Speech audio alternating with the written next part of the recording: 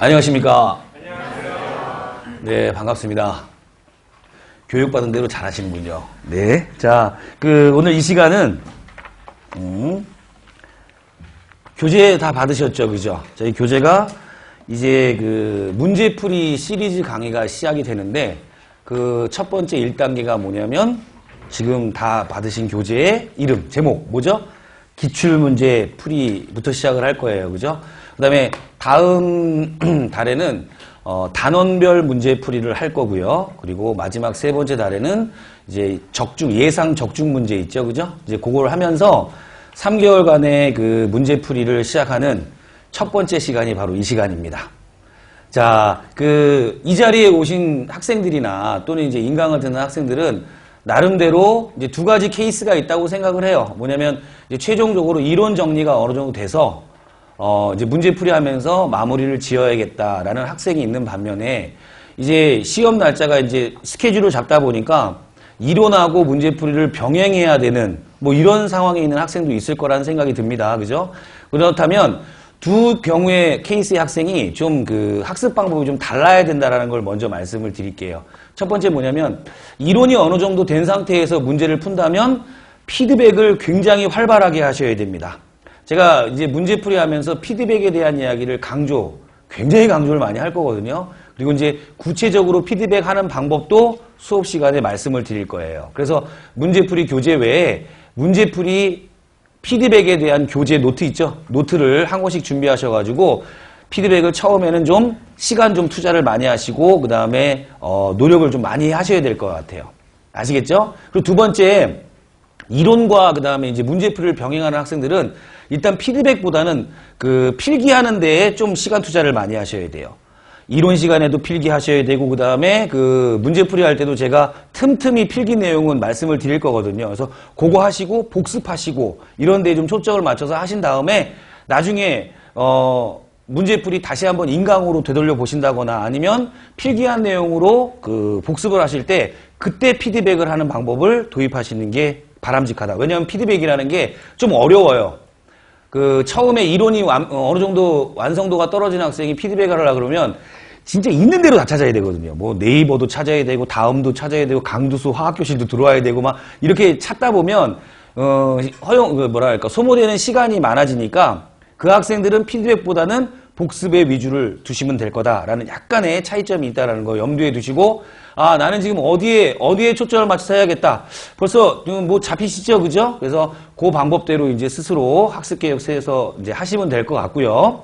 그 다음에 이 교재를 한번 먼저 받으셔가지고 문제를 쭉 풀어본 학생들이 있다면 문제 구성을 제가 어떻게 해놨냐면 총 197문항을 집어넣었어요. 그러니까 다른 텀보다 좀 문항수가 좀 많아요. 많은데 1번부터 97번 문제까지는 제가 문제를 기출문제들을 통째로 20문항씩 넣지 않고 제가 발췌를 해서 넣었어요. 지금 기출문제량이 좀 누적이 되다 보니까 좀 상당히 많거든요.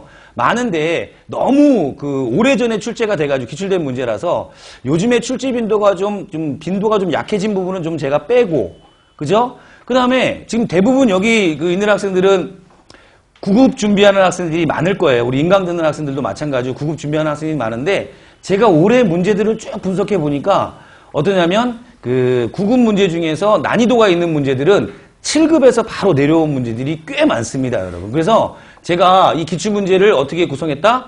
앞부분에 있는 1번부터 97번까지는 7급 문항이 한 3회 정도가 수록이 되어 있어요. 근데 통째로 들어가 있는 게 아니라 학생들이 이론 수업에서 좀 다룰 수 없는 조금 난이도 있는 것들이 있죠. 그죠? 그래서 그것들을 많이 넣다 보니까 먼저 한번 풀어보신 학생들은 급당황. 아니 1번부터 20번까지 이렇게 어려운 문제들이 많나? 라고 생각을 하셨을 텐데 제가 문항을 이렇게 좀 변형을 해가지고 순서도 좀 바꾸고 해가지고 구성을 해놨기 때문에 그럴 거다 이런 얘기입니다. 자, 이론 끝내고 문제풀이 들어가고 실전에 가서 시험을 볼 거예요, 우리가. 그렇다면 제일 큰 문제가 뭐냐면 첫 번째, 시간이 부족합니다. 시간이 부족하고 시간이 부족한 것을 해소하기 위해서 우리는 1번부터 18번 이게 번호수는 정해져 있는 게 아니에요. 한 17에서 18문항 정도는 읽자마자 답이 나오는 패턴을 우리가 훈련을 하셔야 돼요.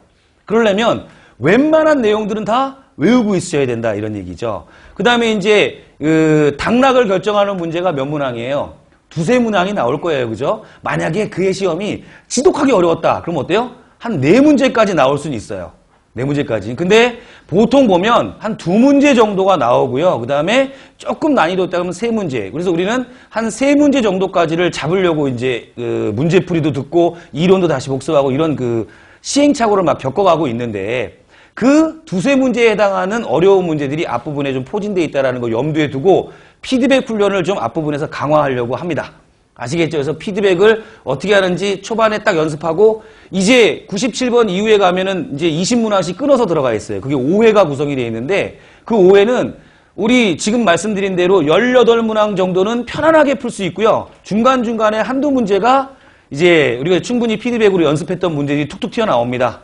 그죠? 그 문제들을 내가 얼마나 빠른 스피드에 문제를 풀어서 20분 안에 풀 수 있는지 그 훈련을 하기 위해서 뒤에 5회 문항을 집어넣었다라고 생각하시면 될 거예요. 아시겠죠? 그런 방법으로 이제 일단 훈련하면서 진행을 할 거고요.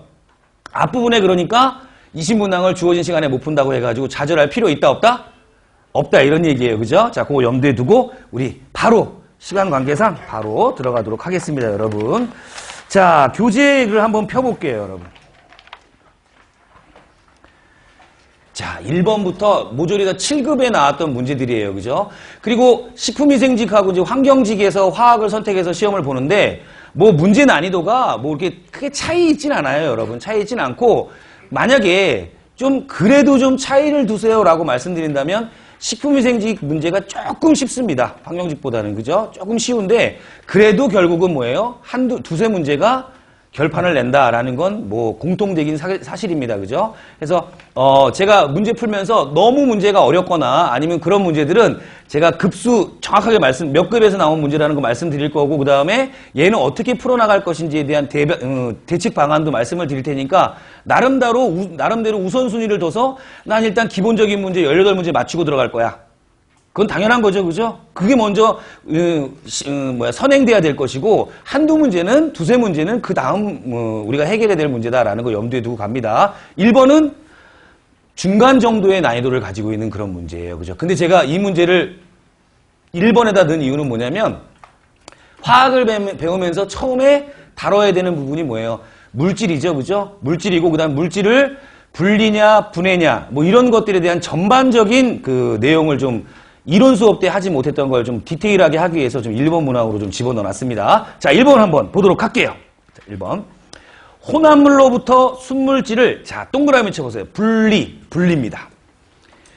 늘 말씀드리지만 그 과학은 특히 화학은 용어하고의 전쟁이에요. 용어를 잘 알고 계셔야 된다고 이론 수업에도 말씀 많이 드렸죠. 그죠? 자, 그거하고의 얘기인데 분리냐 또 분리 말고 비슷한 그 용어가 있어요. 뭐가 있죠? 분해라는 게 있어요. 분해. 그죠? 분리, 분해. 뭐 우리는 그 일상생활 하면서 막 혼동해서 막 쓰고 있는데 사실은 이 화학에서는 분해와 분리를 정확한 용어로 분리해서 나눠가지고 구별해서 알아둬야겠다라는 내용을 좀 먼저 말씀드립니다. 자, 한번 여기부터 보죠. 1번. 화학은 물질의 과학이라 그랬어요. 그래서 물질을 한번 나눠본다면 여러분, 물질 뭐하고 뭐로 나눠진다고 잘 알고 있어요. 첫 번째, 순물질이죠. 그렇죠? 그죠? 그 다음 두 번째 뭐죠? 혼합물입니다. 혼합물. 자, 순물질은 뭐하고 뭐로 나눠주냐면 원소와 뭐가 있어요? 화합물이 있어요. 화합물. 자, 원소는 그냥 그 호돈소 물질 상태로 그대로 있기 때문에 얘를 분해하거나 분리할 이유는 전혀 없어요. 여러분. 그죠? 근데 이 화합물이라고 하는 놈의 정의는 뭐였어요? 우리 이론 수업 때 들었지만 첫 시간이라 그런지 굉장히 경직되어 있는 얼굴들인데요. 점점점 까부러지게 될 거예요. 그죠? 다시 한번 화합물은 정의가 뭐였죠? 두 종류 이상의 원소가 일정한 비율로 결합되어 있는 물질. 요거 아닙니까? 그죠? 그래서 이 화합물에 뭐가 필요하냐면 분해라는 게 필요해요. 분해. 화합물을 분해하게 되면 뭐가 나오냐면 성분 원소가 나온다 이런 얘기입니다. 성분 원소. 됐죠? 화합물을 분해하면 성분 원소가 나온다. 자, 이번에 혼합물은 어때요, 여러분? 호돈소 물질이라든가 화합물, 즉 순물질들이 두 종류 이상이 서로 섞여 있는 거죠. 그죠? 섞여 있어서 무슨 혼합물과 무슨 혼합물이 있다? 균일 혼합물과 불균일 혼합물이 있습니다. 그죠? 하여간 간에 혼합물을 뭐 할 거다? 뭐 합니까? 분리를 합니다. 분리. 그리고 분리하게 되면 뭐가 나올까요, 여러분? 화합물이 나오겠죠? 화합물이 나올 수도 있고 그 다음에 원소가 나올 수도 있어요, 여러분. 그죠? 근데 제가 화합물로 한번 표현해 볼게요. 화합물이 나오면 얘는 또 뭐 할 거예요? 분해를 할 거예요. 그럼 뭐가 나오죠? 성분 원소들로 나온다 이런 얘기죠. 괜찮죠, 여러분? 그죠? 그러면 이제 이 분해와 분리를 가지고 한번 해보겠다 이런 얘기죠. 자, 분해는 뭐냐? 어떤 분해들이 있는지 한번 우리 곰곰이 생각해 봅시다. 첫 번째 무슨 분해가 있어요? 열분해라는 게 있어요. 열분해. 그죠? 그 다음에 두 번째 전기분해라는 게 있습니다. 전기분해. 들어보셨나요? 전기분해. 그 다음에 세 번째 뭐가 있죠? 잘 나오진 않지만 촉매분해라는 게 있어요.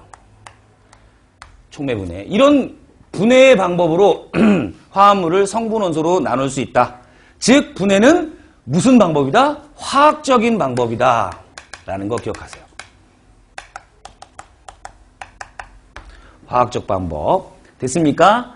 자, 그 다음에 혼합물의 분리 방법에는 어떤 것들이 있을까요, 여러분? 혼합물의 분리 방법에는 예를 들면 뭐 분별 증류라든가,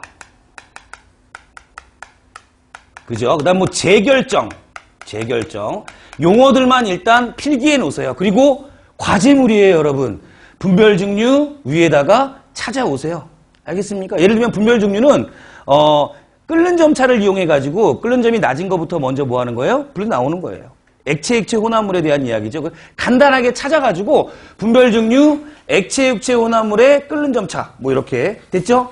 재결정 뭡니까? 용해도차를 이용하는 거예요. 이런 키워드들을 찾아오시는 거예요. 그래야 1번을 통해 가지고 분리라든가 분해에 대한 얘기를 내가 총정리할 수 있다 이런 얘기죠. 됐죠? 제가 해오시면 만약에 하다가 했는데 와 이거 도저히 못 찾겠어. 그럼 저한테 오십니다. 그럼 제가 키워드를 말씀드리겠죠. 그죠? 인강드는 학생은 어디다 올리면 돼요? 그 게시판에 올리면 되죠. 올려가지고 그럼 제가 다 워딩을 말씀을 드릴 테니까 뭐가 진짜 학습법이냐면 자기가 스스로 찾아가지고 자기 걸 만드는 게 학습법. 백날 필기에 가보세요. 그럼 뭐 어떻습니까? 이거 내게 아니에요. 그죠? 자기 걸 만드는 게 지금부터 중요한 거기 때문에 피드백에 좀 신경을 써주시기 바래요. 알겠죠? 자, 분별 증류 있고 그 다음에 재결정 또 뭐도 있을까요? 뭐 추출이라는 것도 있고요. 추출. 그 다음에 증류법도 있어요. 증류. 분별 증류와 증류법 이게 좀 약간 다르거든요. 상태가 그런 것도 한번 찾아보시라 이런 얘기입니다. 됐죠? 그리고 이 분리라고 하는 놈은 분해하고는 다르게 무슨 방법이다? 물리적 방법이다 라는 거 좀 기억하세요. 됐죠? 그죠? 자, 이 예 중에서 제가 우리 문제하고 직접 연관되어 있는 걸 한번 노란색으로 한번 필기하죠. 요겁니다. 여기 우리 문제하고 직접 연관되어 있는 건 바로 뭐예요? 크로마토그래피죠. 요렇게 크로마토그래피. 분별 증류, 재결정, 증류, 추출 뭐 이런 것들이다.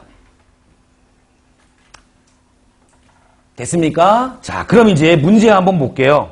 자, 1번. 혼합물로부터 순물질을 분리 동그라미 치고 지금 칠판에 있는 내용이 꽤 많죠? 그리고 피드백 하실 때 분해와 분리 다 나눠가지고 피드백 쭉 해가지고 오십니다. 자, 분리되는 방법은, 그럼 정답은 몇 번일까요?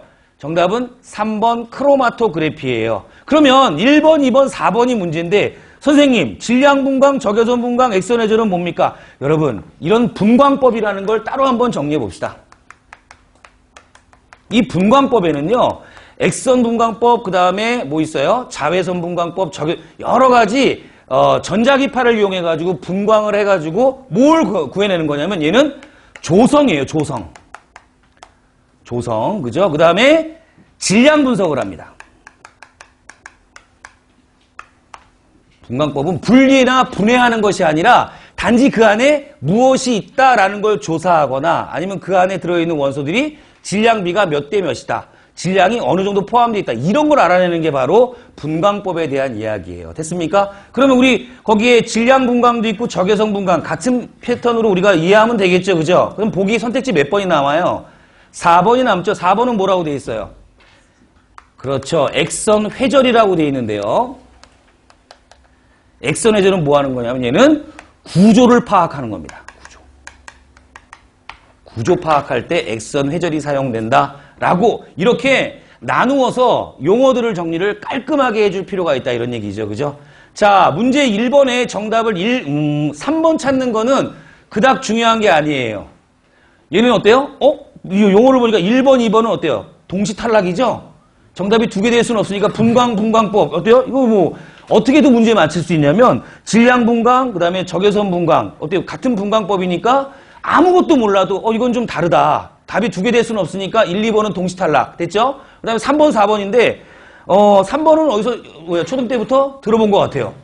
근데 4번은 어때요? 처음 들어보는 거죠? 우연찮게 찍어도 맞출 수는 있다 이런 얘기예요. 근데 답 맞는 게 중요한 게 아니라 선택지 1번, 2번, 3번, 4번에 나와 있는 내용들을 내가 어떻게 앞으로 피드백을 할 것이에 대한지를 고민을 하셔야 된다는 얘기죠. 됐습니까? 자, 1번에 대한 얘기는 이렇게까지 할게요. 자, 됐습니다. 자, 2번 보죠. 2번. 원자 또는 이온의 바닥 상태, 밑줄 칩니다. 바닥 상태 전자 배치. 자, 2번은 전자 배치에 대한 이야기네요. 자, 여러분, 전자 배치의 원리는 몇 가지가 있다고 알고 있어요? 세 가지가 있죠, 그죠? 세 가지. 뭐죠? 굉장히 많이 물어볼 거예요. 아까 우리 인사할 때는 큰 소리로 대답했는데 질문하면 대답을 안 해요. 응? 다시 한번 전자 배치의 원리는 몇 가지가 있다고요? 세 가지. 세 가지, 그죠? 첫 번째 뭐였어요? 싸움의 원리. 싸움의 원리. 그 다음에 두 번째는 뭡니까? 파울리의 베타 원리. 그 다음에 세 번째는 뭐죠? 그렇죠. 훈트의 규칙이에요. 자, 이렇게 피드백 하시고 2번 문제는 전자 배치에 대한 원리예요. 싸움의 원리는 그러니까 뭐예요? 에너지 준위가 낮은 거부터 차차차 전자를 어때요? 채워나가겠다. 이런 얘기 아닙니까? 그죠? 근데 우리 이론 수업 시간에 들었죠? 수하고 다전자 원자는 좀 달랐어요. 수원자 같은 경우는 어떻습니까? 주양자 수만 같다면 에너지 준위가 똑같았어요. 기억나세요? 무슨 말인지? 만약에 이 포인트에서 나 이거 잘 모르겠다. 그럼 어때야 돼요? 찾아내세요. 빨리 우리 실강 듣는 학생들은 그 부분에서 수소하고 다전자 원자 나눠가지고 찾아보실 생각 하셔야 되고, 인강 듣는 학생은 어때야 돼요? 스톱을 해야 돼요. 그럼 내가 멈추겠죠, 이렇게. 이거 멈추면, 그러면 그때 찾아보셔야 된다, 이런 얘기입니다. 알겠죠? 무슨 말인지. 그래서 수소하고 다전자 원자가 다르다. 다전자 원자는 어떻게 됐습니까? 주양자 수가 같다 하더라도 에너지 달랐죠, 그죠? 예를 들면 1S보다는 2S가 높을 거고 2S보다는 2P, 3S, 3P까지는 괜찮은데 3D하고 4S에서 어때요? 역전이 되죠? 그거 조심해달라고 제가 말씀을 드렸어요. 그래서 4S부터 채워지고 3D에 채워진다. 맞습니까?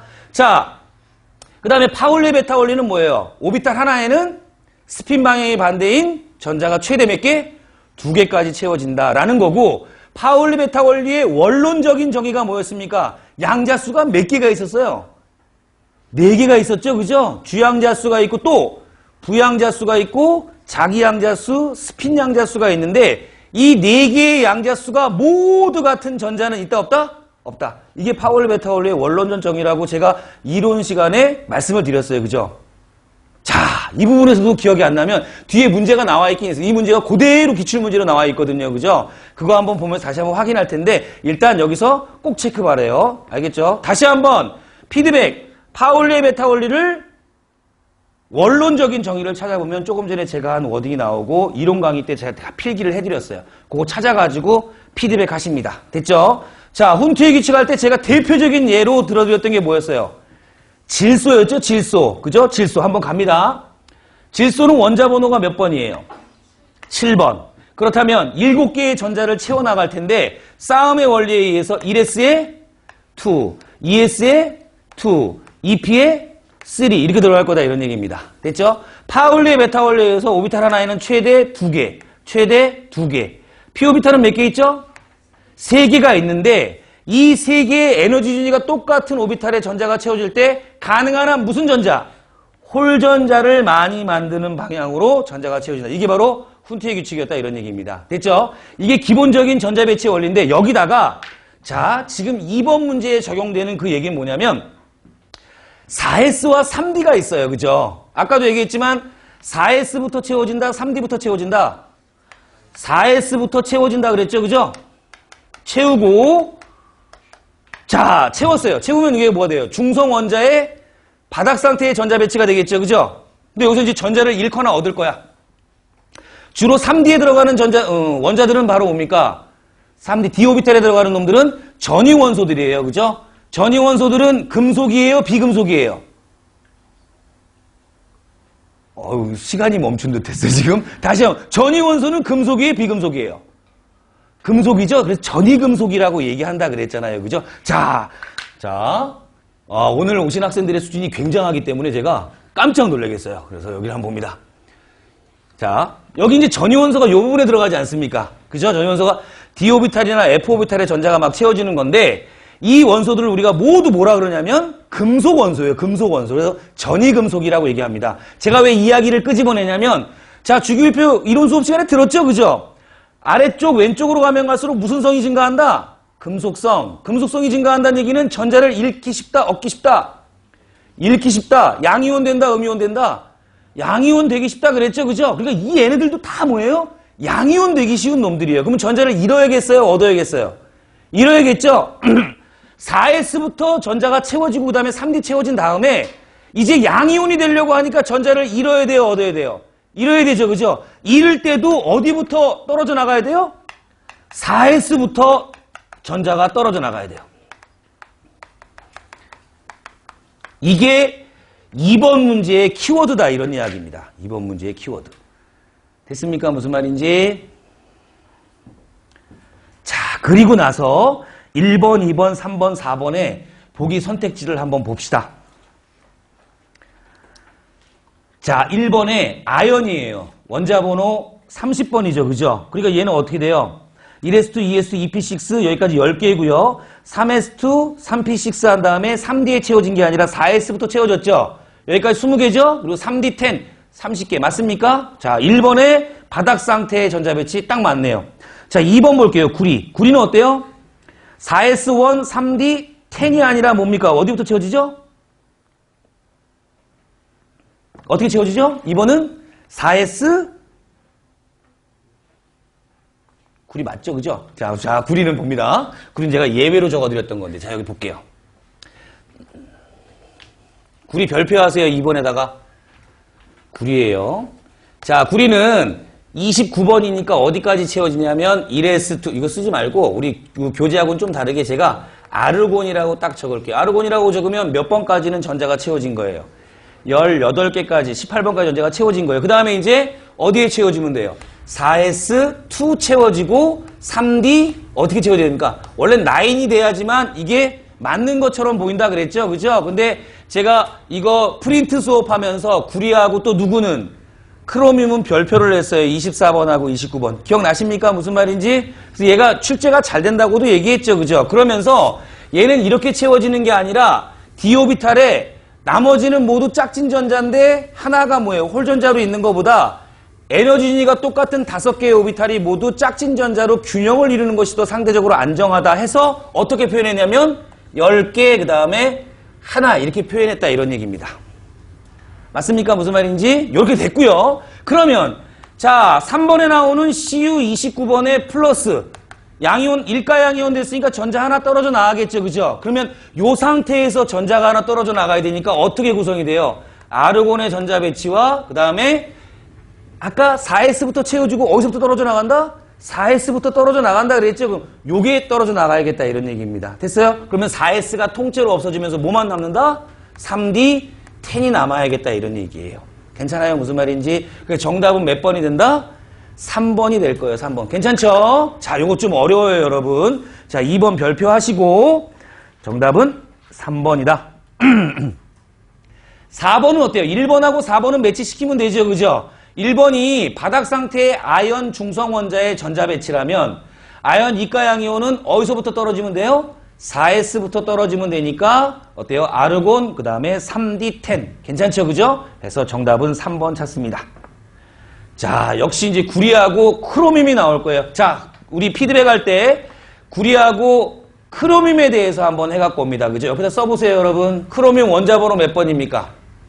24번이죠, 그죠? 24번에 크로뮴 적으시고 Cr 플러스와 Cr2 플러스 얘네들의 오비탈 전자 배치를 한번 쭉 적어 오시는 것이 과제물이에요.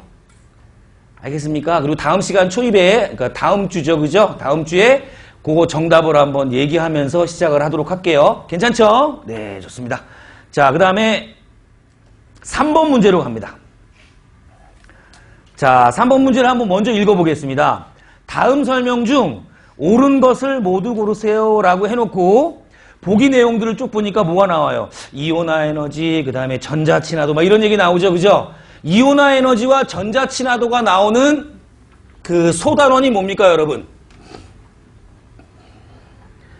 자, 이제 문제풀이 정도까지 왔다면 소단원 찾아내셔야죠. 자, 3번. 이온화 에너지, 전자친화도 이런 것들이 나오는 소단원은 바로 뭐다? 원소의 주기적 성질이에요. 맞습니까? 자, 주기적 성질에 대한 단원이 문제가 3번 문제예요. 주기적 성질. 자, 주기적 성질은 제가 몇 가지로 정리를 해드렸는지 기억하실려는지. 자, 4가지입니다. 4가지. 맞아요? 첫 번째 뭐였죠? 입자의 크기. 한 문제만 답 찾는 걸로 끝내면 안 된다 그랬어요. 그죠? 문제 하나로 소단원 정리를 막 끝내야 돼. 입자의 두 번째는 뭐였어요? 주기적 성질. 지금 기억번 보기에 나오고 있는 이온화 에너지. 이온화 에너지. 기억하세요? 자, 세 번째 뭐였어요? 전자친화도. 좋아요. 전자친화도. 네 번째 뭐였습니까? 네, 좋아요. 전기금성도. 자, 이런 것들이었어요. 자,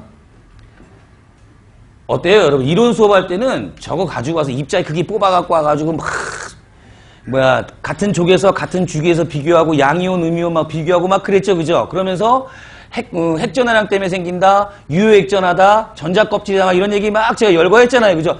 이제 문제풀이 할 때는 그것까지 다 하면 오늘 첫 시간에 4문제 풀고 두 번째 시간에 한 10몇 문제 풀고 오늘이 끝나요. 그럼 197문항을 못 푼다 이런 얘기죠. 그래서 일단 타이틀은 이렇게 정리를 해드리지만 나머지 몫은 다 우리 학생들이 해갖고 와야 된다는 얘기예요. 할 일이 엄청 많아요, 지금부터. 근데 믿으셔야 될 게 뭐냐면 이번 주하고 다음 주 정도만 내용 하잖아요, 그죠? 그러면 이번 주하고 다음 주는 정말 속된 말로 개고생입니다. 왜? 통째로 막 정리를 해나가야 되거든. 근데 그 다음 주부터는 뭐가 되냐면 앞부분 내용들이 계속 반복돼요. 그러다 보니까 수월해. 점점 키워드가 요약돼서 나중엔 별로 쓸 말이 없어요. 왜? 머릿속에 그냥 타이틀만 보면 이미지가 다 들어가 있으니까. 제 말 알겠죠? 그죠? 왜 보면 뭐가 떠올라요? 지금은 별로 떠오르는 게 없죠. 그죠? 근데 이제 정리하다 보면 조금 전에 언급한 것처럼 중성 원자냐 이온이냐 원자에서 같은 족이냐 죽이냐 무슨 말인지 알겠죠? 그죠? 이온화 에너지 하면 제1이온화, 제2이온화, 순차적 이온화 이게 다 떠오른다 이런 얘기죠. 근데 지금은 안 떠오른다면 피드백으로 다 정리를 하셔야 된다는 얘기예요. 그래서 오늘 배운 거 만약에 예상은 제가 이제 계획은 한 40번까지 풀 계획인데 그죠? 그래서 만약에 한다. 그러면 제 생각에는 이 피드백 할 때 6시간 이상 걸리지 않을까라는 생각이 듭니다. 그 정도는 충분히 할애를 해주시기 바래요. 처음에 2주만. 자, 해서 요 타이틀만 적어드릴 거고 지금 중점적인 문제는 얘하고 얘에 관련된 이야기예요. 됐습니까? 이온화 에너지의 정의가 뭔지 한번 생각해 보세요. 이온화 에너지 정의 뭐죠? 기치 상태의 중성원자 1몰로부터 전자를 떼어낼 때 뭐한 에너지? 필요한 에너지. 자, 그러면서 이론 수업 때 필요한 동그라미 쳤죠? 필요한 동그라미 치면서 뭐라 그러냐면 무슨 반응? 무슨 흡열 반응 이런 걸 썼다 이런 얘기입니다. 맞습니까? 흡열 반응이니까 엔탈피의 변화량 델타 H는 양의 값이에요? 음의 값이에요? 양의 값이죠. 그죠? 자, 그 내용을 가지고 들어가 볼게요, 여러분. 자, 먼저 기억번.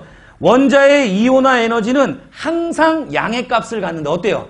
조금 맞는 얘기예요, 여러분. 그리고 이 문제는 진짜 공무원 문제야. 왜 공무원 문제냐면요. 여기에 예를 들어가지고 양의 값을 갖는다라는 건 철저하게 누구를 위주로 설명한 거예요. 델타 H, 엔탈피 변화로 설명을 한 거죠. 그죠? 근데 이건 출제자의 입장에서 얘기한 거지 만약에 이 문제를 푸는 학생은 이게 엔탈피야 아니면 발열량이야? 이거로 따진다면 양인지 음인지에 대한 그 언급이 사실은 약간은 불편해져요. 그렇죠? 근데 이건 공무원 시험 문제다 보니까 여러분들을 크게 배려하지 않아요. 그나마 그래도 나아진 게 뭐냐면 문제가 공개화되면서 조금 그래도 문제가 다 이렇게 다른 사람도 보잖아요. 그러니까 객관성을 뚫려고 최근에는 되게 애를 많이 쓰는데 예전 문제 같은 경우는 출제자의 개인적인 성향이 굉장히 많이 들어갔다. 그런 문제 중에 하나입니다. 그래서 제가 이 문제를 가져온 이유는 만약에 이번에 공개되는 형태로 문제가 나오면서 바뀐다면 어떻게 바뀔 거냐면 원자의 이온화 에너지는 어때요? 엔탈피의 변화량이라는 용어가 들어갈 거예요. 엔탈피의 변화량으로 치면 어때요? 항상 양의 값 맞아요, 틀려요? 맞는 얘기죠, 그죠? 요거 선택하셔야 된다 이런 얘기입니다. 문제는 니은번입니다. 니은번. 여러분, 전자친화도는 어떠냐면요. 전자친화도는 제가 이온화 에너지 이론 수업 시간에 이온화 에너지는 그래프를 그려드렸어요, 안 그려드렸어요? 그려주고 제1이온화 에너지 외워라. 제2이온화 에너지 외워라. 이렇게 얘기했죠, 그죠? 나만 외우고 있나요? 외우고 쓰라 그랬는데 전자친화도는 제가 그래프를 굳이 그려드리진 않았어요, 여러분. 않았는데 왜 그러냐면 전자친화도는 원소의 주기적 성질에 딱 맞아떨어지지가 않아. 그리고 얘는 들쑥날쑥해요, 들쑥날쑥. 17족이 전자친화도가 제일 크다라는 건 확실해. 그리고 2족, 마그네슘하고 베릴륨 있죠, 그죠? 얘네들은 오히려 전자친화도가 무슨 값을 가냐면 양의 값을 가져요. 자, 적어놓습니다. 니은번 뒤에다가. 자, 2족과 17족을 아주 대변되니까 딱 나눠서 할게요. 자, 전자친화도 옆에다가 2족은 양의 값을 갖습니다. 양의 값을 갖고요. 17족은 큰 음의 값을 가져요. 이건 꼭 알아두세요. 그래서 전자친화도를 한번 그래프로 표현한다면 어떠냐면요. 얘가 수소, 베릴륨이라든가 그 다음에 마그네슘 같은 경우는 이 아랫부분에 있고요. 그 다음에 플로린이랑 그 다음에 염소 부분은 이 위에 있어요. 무슨 말인지 아시겠죠? 그죠? 플로린, 염소, 그 다음에 베릴륨, 마그네슘 같은 경우는 이 반대값을 갖는다 이런 이야기예요. 제 말 이해되십니까? 그래프는 외우지 않으셔도 돼요. 알겠죠? 자, 전자친화도는 이온화 에너지하고는 다르게 이온화 에너지처럼 어때요? 규칙성을 갖지는 않습니다. 물론 이온화 에너지 자체에서도 예외 구간이 있었어요. 어디하고 어디였습니까? 베릴륨과 붕소, 질소와 산소 이 부분이었죠. 그죠? 예외 구간이 있었지만 전자친화도는 이온화 에너지에 비해서 훨씬 더 예외 구간이 많다 이런 얘기입니다. 그래서 얘가 그래프상으로 출제될 이유는 전혀 없고 알아둘 부분은 딱 두 가지. 마그네슘, 베릴륨과 같은 이족 원소는 뭐예요? 얘 무슨 값을 갖는다? 양의 값을 갖는다예요. 그죠? 그 다음에 17족인 플로린, 염소 같은 경우는 큰 음의 값을 갖는다. 이렇게 알아두시면 될 텐데 니은번은 그러니까 어떤 것 때문에 틀린 거예요? 항상 음의 값을 갖는다 때문에 틀린 거다 이런 얘기입니다. 제 말 이해되십니까? 네, 좋아요. 그 다음에 디귿번. 자, 나트륨의 2차 이온화 에너지는 그랬네요. 마그네슘의 2차 이온화 에너지 값보다 작다 그랬어요. 자, 여러분 나온 김에 2차 이온화 에너지라는 얘기는 Na 플러스와 Mg 플러스라는 이야기야. 여기서 전자 띄어내는 걸 얘기하는 거죠. 그죠? 자, 여기서 Na E 플러스가 되는 거고 얘는 Mg E 플러스가 되는 거예요. 이게 제 2차 이온화 에너지 맞죠? 그죠? 근데 얘는 가만히 보니까 누구의 전자 배치예요? 얘 네온의 전자 배치죠? 그죠? 네온의 전자 배치에서 전자 하나를 띄어낸다라는 거 어떻습니까? 껍질이 통째로 바뀌는 거니까 꽤 어려워지겠죠? 그죠? 맞습니까? 이해돼요? 근데 얘는 어때요? 누구의 전자 배치죠? 나트륨의 전자 배치죠? 그죠? 그죠? 얘는 껍질 수가 다르기 때문에 여기 띄어내는 건 굉장히 어렵지만 여기서 좀 쉬울 거다 이런 얘기입니다. 괜찮아요? 우리 디귿번 옆에다가는 요걸 적는 거예요. Na 플러스에서 Na2 플러스로 그 다음에 Mg 플러스에서 Mg2 플러스로 이것만 봐도 누가 더 쉽게 떨어져 나갈지는 금방 찾을 수 있을 거다 이런 얘기입니다. 괜찮죠? 자, 그러면서 제가 뭐라고 얘기했어요? 그 이론 때 저런 것들은 거의 머릿속에 어떻게 하고 있어야 된다? 띄워놓고 수업을 문제를 풀어야 된다고 얘기했어요. 그죠? 맞습니까? 지금 1번, 2번, 3번 중에서 만만한 문제가 한 문제도 없어요, 여러분. 1번은 답은 찾을 수 있지만 굉장히 풀고 찜찜한 문제. 그죠? 2번은 어때요? 자칫 잘못 실수하면 문제 틀릴 가능성이 꽤 큰 문제. 맞습니까? 3번은 어때요? 잘 들어보지도 못한 문제. 그죠? 뭐 항상 양의 값, 음의 값 이런 얘기들 말이죠. 그죠? 그래서 쉬운 문제가 하나도 없는데 아까도 얘기했지만 한 회에 모조리 나온 문제가 아니라 제가 뒤적어 놨어요, 여러분. 그러니까 너무 걱정하지 말고 지금 현재 앞부분에서는 난이도 있는 문제 위주로 피드백을 강조하기 위해서 하고 있다. 그죠? 염두에 둡니다. 자, 그 다음에 리을번 보세요. 탄소의 전자친화도는 질소의 전자친화도보다 더 음의 값을 가는 동그라미 치시고 음이라면 여기서 흡열이에요, 발열이에요? 발열이죠. 엔탈피에 따라서 얘기하는 거니까. 맞습니까? 발열 적어 놓으시고. 자, 그러면 탄소의 오비탈 전자 배치를 한번 생각해 보세요. 어떻게 됩니까? 1s2, 2s2, 2p2. 됐습니까? 그러면 2p2에 지금 어때요? 홀 전자 하나씩 2개 들어가 있고 그 다음에 빈 오비탈이 하나 존재하죠. 하지만 질소 같은 경우는 어떻게 됐습니까? 아까 여기 써놨는데 1s2, 2s2, 2p3죠. 그죠? 이렇게 돼 있으면 지금 여기서 전자가 지금 전자친화도니까 어때요? 들어가는 거 아닙니까? 그죠? 들어가는 건데 탄소는 빈 오비탈이 있어서 전자가 들어가기 쉽지만 질소 같은 경우는 어떻습니까? 전자가 들어가기가 조금 어렵겠죠. 그죠? 이해됐어요? 무슨 말인지? 그래서 탄소가 전자를 얻기도 쉬우니까 탄소의 전자친화도는 질소의 전자친화도보다 쉬우니까 어때요? 더 큰 발열 반응이 일어날 수 있겠죠. 그래서 음의 값을 갖는다. 이걸 맞게 선택을 하셔야 된다. 이런 이야기입니다. 괜찮아요? 무슨 말인지? 그래서 기억, 리을 선택지는 2번이 되겠죠. 자, 여러분 4번입니다. 4번. 자, 4번 문제 한번 읽어보죠. 자, 원자가 껍질 전자쌍 반발 vs EPR 이론이에요. 그죠? vs EPR 이론. 자, 그럼 우리 4번 문제도 한번 여기서 정리해 봅시다. 첫 시간은 피드백을 위한 수업이에요. 그래서 잘 연습했다가 우리 이제 앞으로 3개월 동안 이어질 문제풀이에서 정말 처음에는 어렵고 시간 많이 걸려도 나중에 왜 내가 이렇게 고생하면서 해야 되는가에 대한 그게 느껴질 거예요. 그리고 시험장에 가서 정말 문제 쉽게 풀고 와요. 왜? 그동안 수도 없이 피드백을 하면서 내용이 머릿속에 숙지가 되어 있기 때문에 이제 가자마자 문제 읽으면 얘가 어느 내용이고 그 다음에 뭐가 나올 거다까지 납니다. 그리고 진짜 선택지가 내가 원했던 것만큼 방향으로 딱딱딱 나와요. 그냥 자연스럽게 답이 체크가 돼요. 그리고 맞아요. 그리고 합격이 되고 나는 공무원이에요. 이렇게?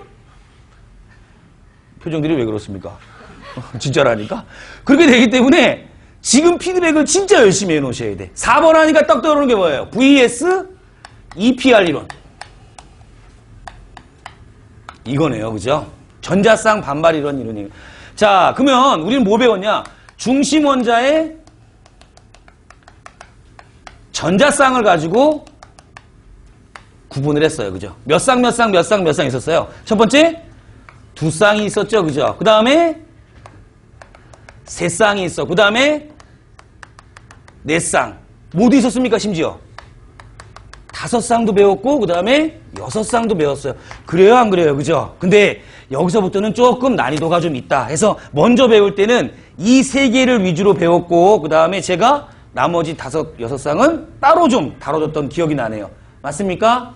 자, 2쌍인 경우에는 우리 그 전자의 기하학적 모델, 즉 혼성 오비탈로 얘기한다면 얘는 뭐죠? sp 혼성. 많이 들어보셨죠? 그죠? 자, 얘는 뭐예요?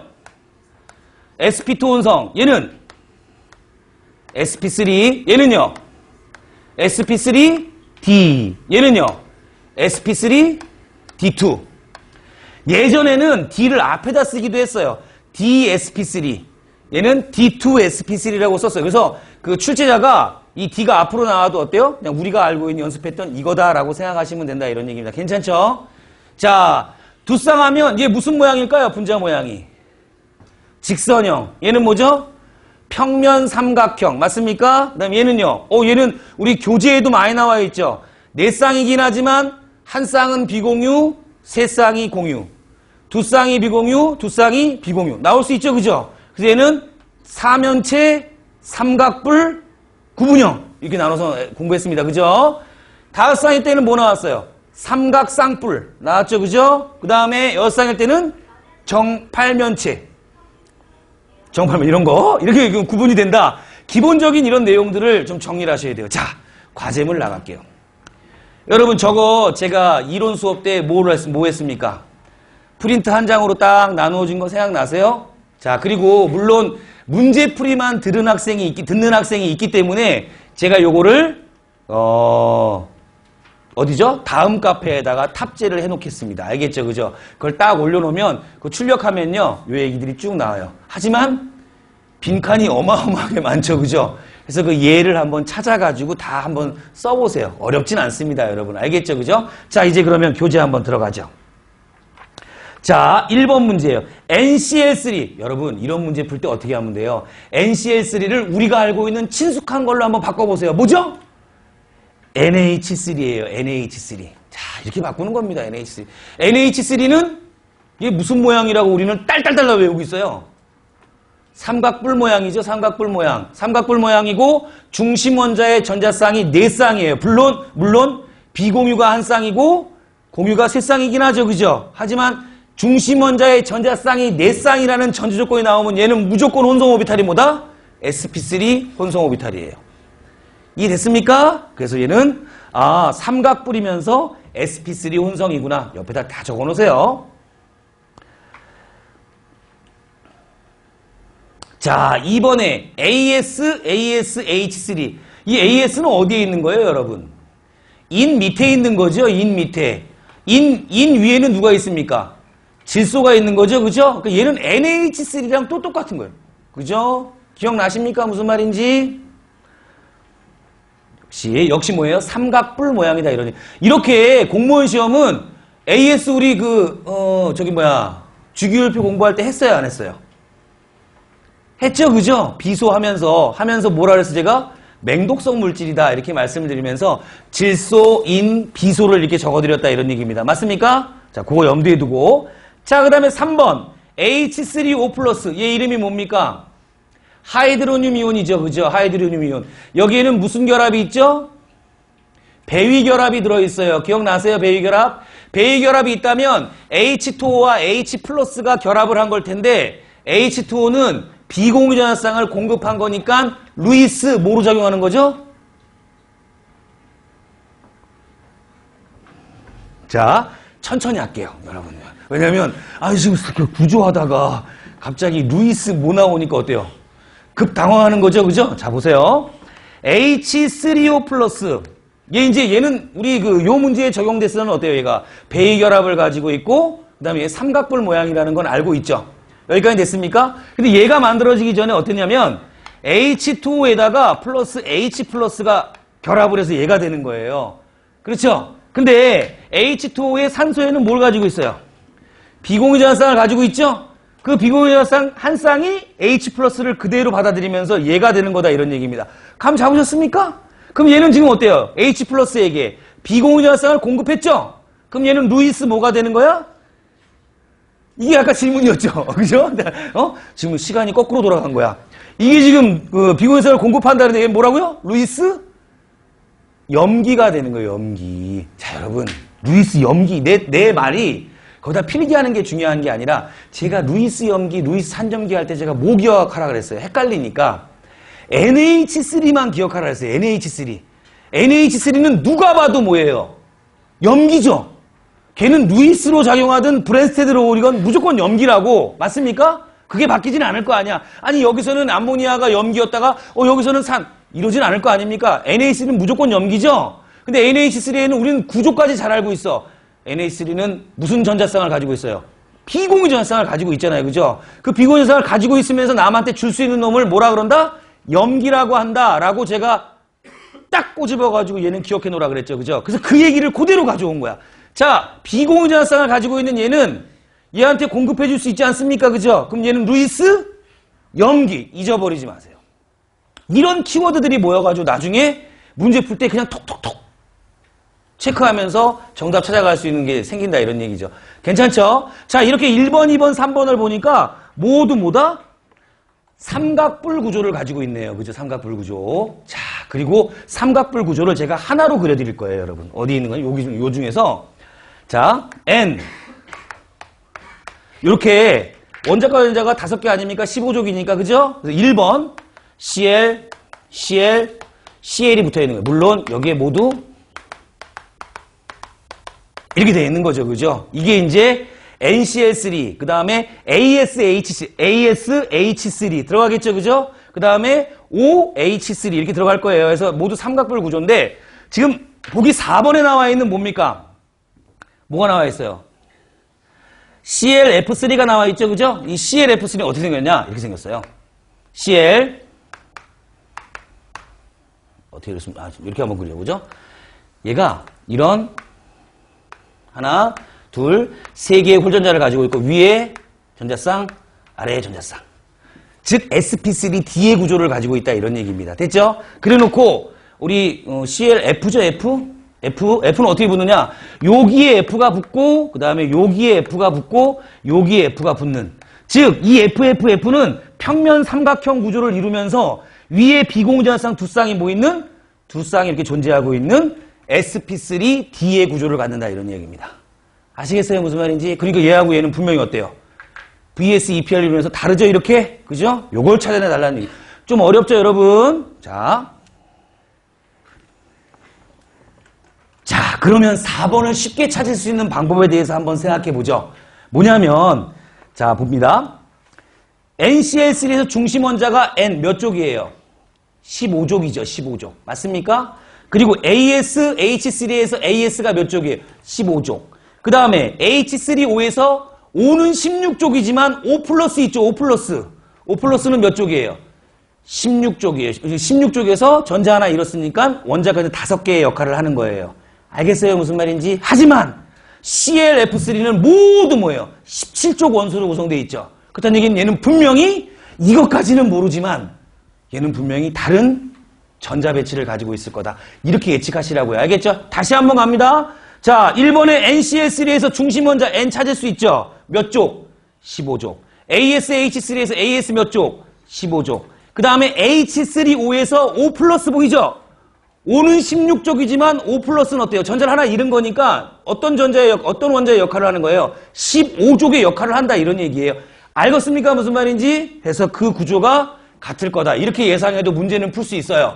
하지만 우리는 피드백을 할 목적으로 하는 거니까 이거 다 해보시라 이런 이야기입니다. 알겠습니까? 그리고 실전 가서는 중심 원소만 딱딱 찾아가지고 안 되고 예 이렇게.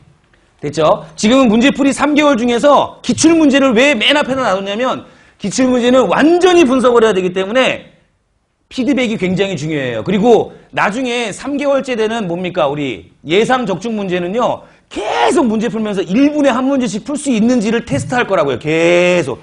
무슨 말인지 알겠죠? 그때 가서 하려면 뭐가 돼 있어야 돼? 머릿속에 거의 다 들어와야 될 거 아닙니까? 그런 지금 씨앗을 뿌리고 있는 시간이 된다라는 걸 염두에 두고 한 문제 한 문제 미친 듯이 갖고 오기 바라요. 알겠죠? 자, 갑니다. 5번으로 갑니다. 5번. 다음의 반응의 반응열 델타 H는 그랬습니다. 그죠? 그래놓고 전체 반응식이 C 플러스 2분의 1 O2가 CO가 되는 반응이 나왔고 그 다음에 두 개의 반응식이 하나는 CO2, 하나도 CO2. 근데 어때요? 반응 물질이 다르죠? 그죠? 이걸 찾아내는 거다 이런 이야기입니다. 자, 얘는 무슨 법칙이 떠올라요, 여러분? 5번 문제는. 반응 경로가 달라진다 하더라도 그 다음에 처음 반응 물질과 생성 물질의 종류와 상태만 같다면 경로가 바뀌어도 에너지의 총량은 변한다, 안 변한다? 변하지 않는다. 무슨 법칙이죠? 헤스의 법칙이죠.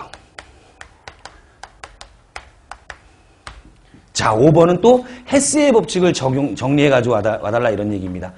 기억하실 수 있겠죠, 그죠? 자, 그때 헤스의 법칙에서 하면서 이론 강의 때 어떤 얘기를 드렸냐면 C 플러스 2분의 1 O2가 뭐가 될 때? CO5가 되고, 그죠? 그 다음에 이 CO5가 플러스 2분의 1 O2가 되고 O2랑 결합해서 뭐가 되고? CO2가 되고 전체 반응은 뭐죠? C 플러스 O2가 CO2 요거 아닙니까? 그죠? 그죠? 요걸 우리가 델타 H1, 델타 H2, 델타 H3인데 얘는 뭐 하면 돼요? 그냥 그대로 더하면 요거랑 요거 없어지고 이렇게 더한 다음에 하면 되겠죠? 그죠? 그래서 요거 두 개 더한 것은 요거다. 이렇게 표현하지 않았습니까? 그래놓고 제일 구하기 힘든 건 누구다? 첫 번째 게 제일 구하기 힘들죠. 그죠? 얘는 실험상에서 구하기 힘들죠. 왜? 적당하게 불완전 연소시켜서 얘를 만들어내기에는 쉽지 않더라. 이런 얘기를 해드렸네요. 맞습니까? 그죠? 자, 우리 문제 그대로 어때요? 출제됐네요. 즉, 문제는 뭐냐면 주어진 세 번째 반응이 ECO 플러스 O2가 뭐가 된 거예요? ECO2가 된 거죠. 그죠? 얘를 뭐로 바꿔주면 되겠어요? 개수 1로 바꿔주면 되겠죠. 그죠? 뭐 2분의 1로 나눠가지고. 그러면 ECO 플러스 O2가 ECO2를 밑에다가 적습니다. 뭐라고 적어야 돼요? CO 플러스 2분의 1 O2 CO2. 됐습니까? 그리고 얘네들은 무슨 성질이라 그랬어요? 델타 H는. 크기 성질이라 그랬죠. 그죠? 크기 성질이니까 이렇게 몰수가 달라지면 양도 어떻게 된다? 작아져야 된다. 달라져야 된다. 이런 말씀 했습니다. 그죠? 지금은 이 CO가 반응해서 560이라면 만약에 1CO가 반응한다면 얼마가 될까요? 280이 되겠죠. 280. 맞습니까? 그래요. 280이 돼. 그거 조심하시면 된다. 이런 얘기입니다. 되었습니까? 무슨 말인지. 자, 다시 한번요. 이게 우리가 이론 수업 시간에 했던 내용이고 지금 이 문제는 뭐냐면 첫 번째 우리 뭐 구하라 그래요? C 플러스 2분의 1 O2가 CO가 된다. 요거 구하라는 게 어때요? 문제 아닙니까? 그죠? 요 문제고. 그 다음에 주어진 반응식이 뭐가 주어졌냐면 C 플러스 뭐예요? O2. CO2. 두 번째 반응은요. ECO 플러스 O2가 요거죠, 요거. 그죠? 맞습니까? 요게 주어졌어요. 그러면 요게 얼마였어요? 델타 H가 마이너스 560.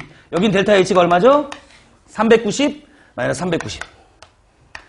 요게 됐다 이런 얘기입니다. 그러면 지금 얘네들은 지금 저 주어진 우리가 학습했던 이거랑 이걸 한번 비교해 본다면 얘가 좀 달라졌죠? 그럼 얘를 2로 약분해버리면 어때요? 2분의 1, 그 다음에 얘가 어때요? 1. 이렇게 되면 되겠죠, 그죠? 그럼 이 개수만 절반으로 줄어드는 게 아니라 모두 얘도 절반으로 줄어들어야 된다. 왜? 무슨 성질이니까? 크기 성질이니까. 얼마가 되죠? 마이너스 280이 되겠어요. 그죠? 그래 놓고 얘네 둘의 합이 얘인데 지금 얘를 구하려고 하는 거 아니에요, 그죠? 그럼 뭐에서 뭘 빼면 돼요? 델타 H3에서 얘를 빼버리면 되겠죠, 그죠? 맞습니까? 근데 그럼 이제 뭘 빼는 거야? 여기서 이걸 빼버리면 얼마가 나온다?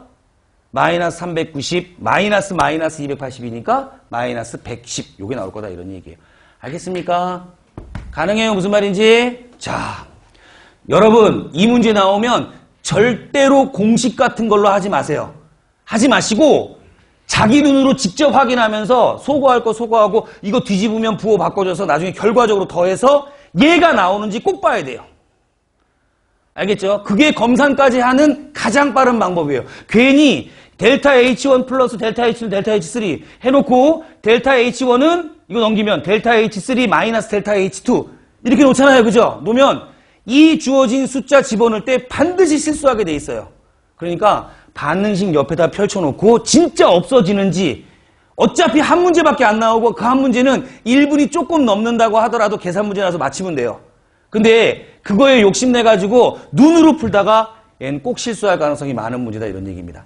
얘는 진짜 손으로 풀어야 돼요. 알겠죠? 다시 한번 계산 문제가 나오면 절대로 눈으로 풀면 안 된다. 직접 계산하고 문제를 손으로 풀어야 되는데 반응식이 나중에 내가 원하는 또는 출제자가 원하는 방식으로 딱 맞아떨어지는지를 손으로 직접 확인하셔야 된다는 얘기예요. 한 문제나 두 문제밖에 계산 문제 안 나와요. 많이 안 나오더라 이런 얘기. 계산 문제는 다 이론 물어보는 문제예요. 거기서 시간 단축하고 계산 문제에서 약간 1분 오버해서 들어간다 하더라도 전체적인 문제 푸는데 시간은 충분하다 이런 얘기입니다. 알겠죠? 오히려 잘못 풀어가지고 또 들어가고 또 들어가는 것보다 훨씬 시간 단축된다는 것도 염두에 두시고. 알겠죠? 됐습니다. 그래서 정답은 2번 마이너스 110이 될 거예요. 자, 6번도 계산 문제인데 여기서는 문제가 조금 빠진 게 하나 있어요, 여러분. 그죠? 문제 풀어보신 학생은 알겠지만 뭐가 빠졌습니까? 산소의 몰질량이 빠졌죠, 그죠? 자, 뒤에 적어놓으세요, 여러분. 산소의 몰질량은 다 알고 있죠? 근데 얼마예요? 32g/몰이다. 이렇게 적어놓으세요. 32g/몰.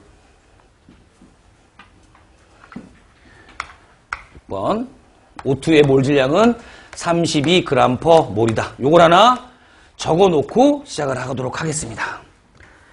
자, 먼저 이 6번 문제를 풀기 위해서는 KClO3 염소산 칼륨이거든요. 그죠? 염소산 칼륨의 열 분해 반응식을 쓸 줄 알아야겠다라는 이야기입니다. 쓸 수 있나요, 여러분? 자, 살짝 6번에다 한번 써보세요. 어떻게 되는지. 저는 칠판에다 한번 써볼 테니까 자기가 쓴 거랑 맞는지 한번 비교해 봅니다.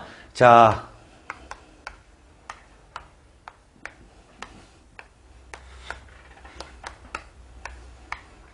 이렇게 나올 거예요.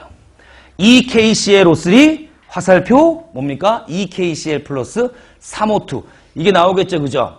화학 반응식 개수 맞히는 방법은 몇 가지가 있어요, 여러분?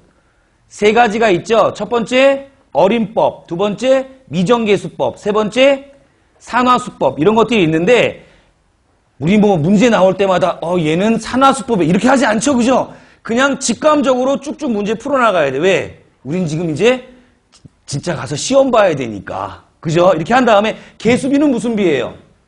몰수비고, 몰수비는 분자수비고, 분자수비는 기체인 경우에는 부피비고, 질량비하고 맞다 안 맞다? 맞지 않는다. 이건 잘 알고 있죠, 그죠? 자, 들어갈게요. 자, 문제 읽어봅니다. 보통 실험실에서 순수한 산소를 얻기 위해서 KClO3의 열분해 반응을 이용한다. KClO3가 분해되면 KCl과 O2가 되고 만약 KClO3 46g, 여러분 46g은 몇 몰이에요? 122.6분의 46몰이죠, 그죠? 46몰 됐습니까? 요거고 몇 g의 산소를 얻을 수 있는가 이랬습니다. 자, 그렇다면 어떻게 하면 될까요?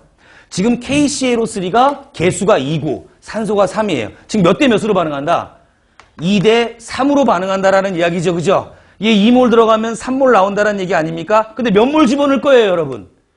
126분의 122.6이군요.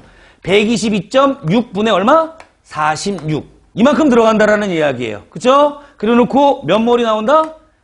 X몰이 나올 거다. 이렇게 찾으면 되죠, 그죠? 그럼 여기서 X 얼마예요?